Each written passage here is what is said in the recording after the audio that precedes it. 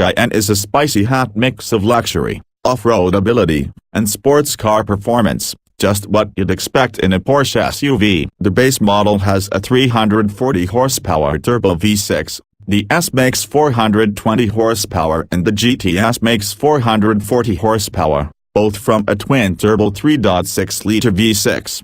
There's also the SE Hybrid. All have an 8-speed automatic and all-wheel drive. A leather-lined cabin and infotainment with navigation make it a comfortable road tripper. An all-new Cayenne debuts in summer 2018. It took Porsche 53 years to sell 1,911,000. Porsche has sold 770,000 Cayenne in the 15 years since it was launched in 2002. And the millionth will probably be built in about 3 years. As much as we love and cherish the sports cars from Stuttgart, Porsche in the 21st century is the house that the Cayenne SUV built. It's clear that Porsche didn't want to mess with success, so the new third-generation Cayenne looks a lot like previous Cayenne. Softly rounded front fenders, gaping air intakes, a bulging hood, and the shape of the greenhouse are all clear Cayenne traits that have carried through. It's slightly lower and wider, but Porsche didn't radically alter the formula. It could have, as the 2019 model is entirely new. No sheet metal carries over, and the Cayenne is now on a new platform. At this point, though, changing the model into something completely different would make about as much sense as replacing the 911 with the front-engine sports car. You laugh, but that almost happened. See 928. Built on the MLB platform that also forms the basis for most Audis, including the Q7 SUV, the Cayenne retains its 113.9-inch wheelbase, but the new architecture brings more aluminum to the structure, which reduces mass slightly. A longitudinally mounted engine is located just ahead of the front axle, which contributes to the V8-powered Cayenne carrying 57% of its weight up front. A very Audi-like number. The lighter V6 models are slightly less nose-heavy. The familiar and excellent ZF-sourced 8-speed automatic bolts directly to the engine and now incorporates the front differential. Order the Sport Chrono package, $1,130, and the transmission adds a launch control function that reduces 0 to 60 mph times by about 0.3 seconds for each engine. According to Porsche. The 2019 Cayenne will be available in 3 strengths, with each rung of the Cayenne ladder adding roughly 100 horsepower and lopping about a second off the sprint to 60 mph. When the Cayenne arrives at dealers in July, it will start at $66,750. The base version comes with a turbocharged 3.0-liter V6 pushing 340 horsepower and 332 pounds-feet of torque. An engine shared with Porsche's base Panamera sedan and Audi's S4 and S5. Responsive and quiet, the single-turbo 3.0-liter has 40 more horsepower than the outgoing Cayenne and moves the approximately 4,500-pound SUV with satisfying ease. It pulls smoothly, never calls much attention to itself, and feels appropriately powerful. The factory-claimed 0 to 60 mph time is 5.6 seconds with launch control or 5.9 without. The base engine's biggest problem is that 2 stronger options exist.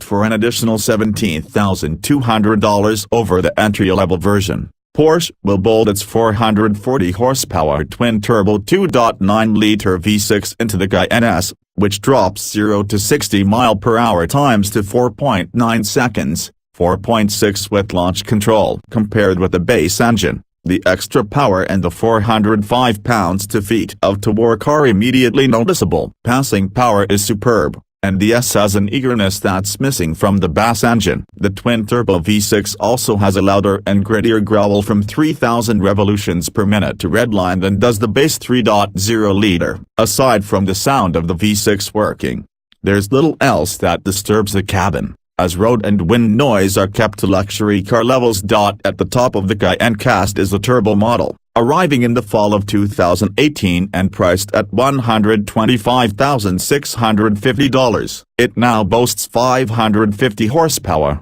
30 more than before, and 567 pounds-feet from a twin-turbocharged 4.0-liter V8. According to Porsche, the new turbo outperforms the previous Turbo S model, whose twin-turbo 4.8-liter V8 put out 570 horsepower. A claimed 0 to 60 mph time of 3.7 seconds is astonishing enough before you consider that Porsche's acceleration reports are almost always conservative. The last Turbo S we tested hit 60 in 3.8 seconds. It's no surprise that of the three engines, the V8 sounds the best. Graced with the smooth and deep voice and a booming exhaust, the V8 seems to pride itself in announcing its V8-ness, but it isn't as loud as the thundering Mercedes-AMG V8 of the same displacement. What we noticed first was the exceptional steering. The Cayenne has electrically assisted power steering, but unlike many other automakers, Porsche has figured out how to do it right,